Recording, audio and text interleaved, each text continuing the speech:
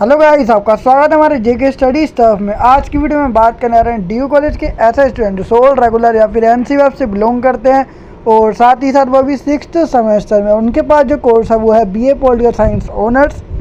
और इसके अंदर एक बुक जिसको आप सब्जेक्ट भी कह सकते हो वो है इंडियन पॉलिटिकल थॉट सेकंड। तो इसके अंदर एक यूनिट है जो है यूनिट 8 जो इकबाल समुदाय से रिलेटेड है। इकबाल जो है वो एक नाम है, इनके नाम पर एक यूनिट बनाई गई है, मतलब इनके ऊपर एक यूनिट बनी है जिसको बोलते हैं हम समुदाय। ठीक है, तो इसकी जो फर्स्ट पार्ट है इसका यूनिट 8 का वो मैं ऑलरेडी बना चुका हूँ। अगर आपने वीडियोस नहीं देखी है जो यूनिट 1 से लेकर 8 तक की है, फर्स्ट पार्ट तक की है, तो ऊपर आपको आई बटन दे रखा है, उस पर क्लिक करके आप वीडियो की प्लेलिस्ट को ओपन करके वीडियो को देख सकते हैं। तो भाई इस वीडियो में बात करेंगे इकबाल की राजनीतिक विचार और आध्यात्मिक पृष्ठभूमि। तो सबसे पहले मैं आपको ये बता देता हूँ, देखो इकबाल के जो राजनीतिक विचार है पहले हम उनके बारे में जानेंगे कि इकबाल राजनीति के बारे में क्या क्या सोचते थे, और आध्यात्मिक पृष्ठभूमि, ठीक है, इसके बारे में भी हम जानेंगे। तो बेसिक टॉपिक जो है वो अपन कवर कर चुके थे, जो जीवन परिचय वाला था वो फर्स्ट पार्ट था, ये सेकंड पार्ट है। तो देखते हैं इसमें इकबाल के बारे में क्या बताया गया। तो देखो इकबाल ने अपने दार्शनिक चिंतन का प्रारंभ, मतलब उसकी शुरुआत, जो दार्शनिक चिंतन है उसकी शुरुआत सर्वेश्वरवादी रहस्यवादी के रूप में की। ठीक है, मतलब सर्वेश्वरवादी और रहस्यवादी जो थी उसके रूप में उन्होंने क्या की थी, शुरुआत की थी इकबाल ने दार्शनिक चिंतन की। किंतु आगे चलकर अपने कैम्ब्रिज के एक प्रोफेसर है, उन बहुत सारे, ठीक है, उनके प्रभाव से या उनकी संगति में आकर वे आस्तिक अनेकवादी हो गए।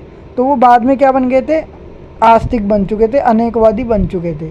ठीक है, जिसमें मतलब भगवान की पूजा की जाती थी और बहुत सारे देवी देवताओं को माना जाता था, तो उसको वो मानने लग गए थे। फिर उन्होंने प्लेटोनिक और सूची दर्शन की चिंतन प्रवृत्ति में भी अविश्वास प्रकट किया।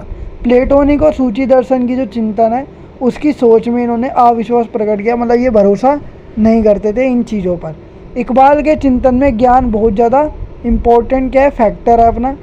जो इकबाल है वो ज्ञान को बहुत ज़्यादा क्या मानते हैं, ज़्यादा मतलब महत्वपूर्ण मानते हैं। अब वो देखते हैं उसमें क्या क्या आता है। तो देखो उनके अनुसार इंद्रिय बोध, बुद्धि और अंत प्रज्ञा तीनों ज्ञान के क्या है, स्रोत है। ये तीनों ज्ञान के स्रोत है। ठीक है, इंद्रिय बोध और बुद्धि और साथ साथ अंत प्रज्ञा, ये तीन के अपने ज्ञान के स्रोत है, सोर्सेज हो गई अपने किसके, नॉलेज के।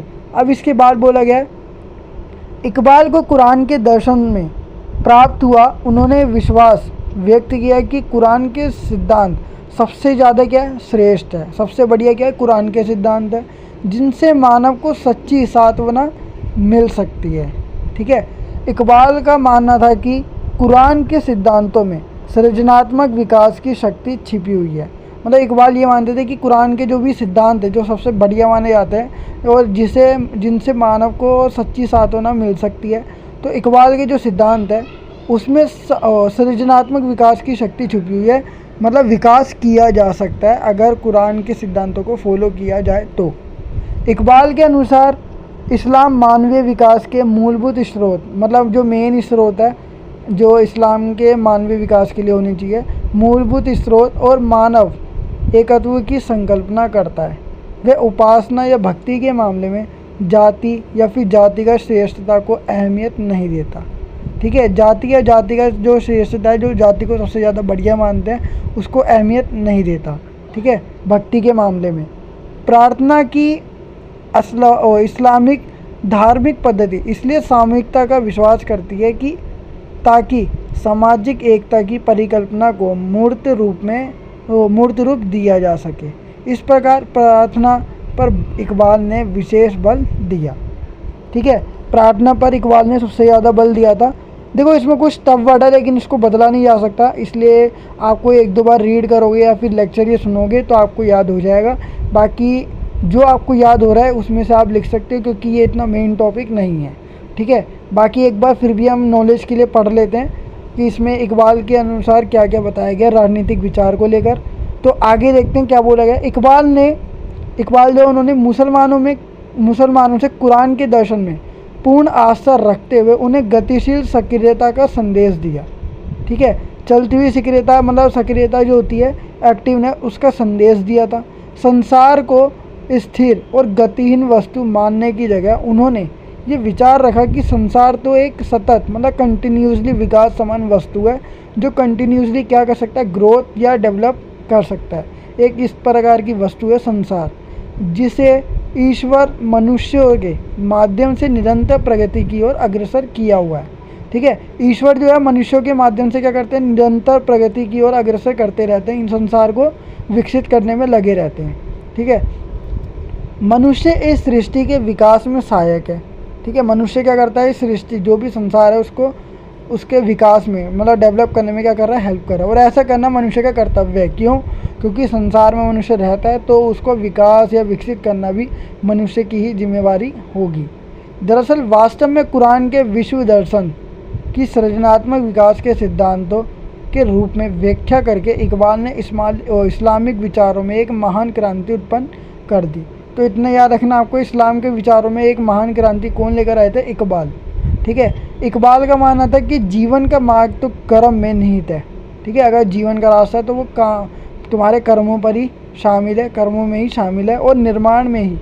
ठीक है, निर्माण जो होता है उसमें ही जीवन का नियम छुपा हुआ है। इसलिए मनुष्य को उठाना और एक नए विश्व का निर्माण करना चाहिए। मनुष्य को अपनी ग्रोथ भी करनी चाहिए और विकसित भी होना चाहिए। ठीक है, उसको अपनी मेंटेलिटी या फिजिकली या फिर अन्य प्रकार की जितनी भी ग्रोथ है उसको ध्यान में रखना चाहिए और एक नए विश्व का निर्माण करना चाहिए एक नई सोच के साथ। दरअसल इकबाल इस्लाम का पुनरुत्थान करना चाहते थे, मतलब वो इस्लाम का पुनरुत्थान मतलब होता है विकास करना चाहते थे। इकबाल खुदा और इंसान दोनों के स्व एवं सृजनात्मक शक्ति में विश्वास करते थे। ठीक है, मतलब इकबाल जो थे खुदा पर भी और इंसान दोनों में एक सृजनात्मक शक्ति जो होनी चाहिए बढ़िया, उस पर विश्वास करते थे। उनके अनुसार खुदा का स्व तथा सृजनात्मक शक्ति सर्वोच्च है। खुदा की जो सृजनात्मक शक्ति है, बनाने की शक्ति कोई भी चीज़, वो सबसे ऊपर है, पर इंसान का स्व भी सृजनात्मक है और अपनी इस शक्ति के द्वारा वह उच्चता के शिखर तक पहुंच सकता है। देखो, खुदा जो है सबसे ऊपर है। ठीक है, और दूसरे इंसान की बात करें तो इंसान अगर अपनी शक्ति को क्या करता रहे, बनाता रहे, तो वो भी उच्चता के शिखर को प्राप्त कर सकता है। लेकिन खुदा तो पहले से क्या है, बहुत ज़्यादा सृजनात्मक शक्ति का सृजन वो कर चुके हैं। वह अपने भाग्य का निर्माता बन सकता है, जो भी व्यक्ति अगर उच्चता के शिखर को प्राप्त करना चाहता है, तथा समाज का विकास करके नई दुनिया की रचना कर सकता है। स्वतंत्र अपने कार्यों के द्वारा नवीन स्थिति पैदा करता है और इस प्रकार सृजनात्मक अभिव्यक्ति के अवसर प्रदान करता है। तो ये आपका ये टॉपिक है जो इकबाल के राजनीतिक विचार से संबंधित है। आई होप गाइस आपको ये वीडियो जरूर पसंद होगी। अगर आपको वीडियो पसंद है तो वीडियो को लाइक शेयर कमेंट करना बिल्कुल ना भूलिए और साथ ही साथ अगर आप हमारे चैनल पर नहीं हो तो चैनल को सब्सक्राइब एंड बेल नोटिफिकेशन पर क्लिक करके आप हमारी आने वाली हर वीडियो की नोटिफिकेशन तुरंत पा सकते हैं। सो गाइस मिलता है अपनी नेक्स्ट वीडियो के साथ। So thanks for watching this video.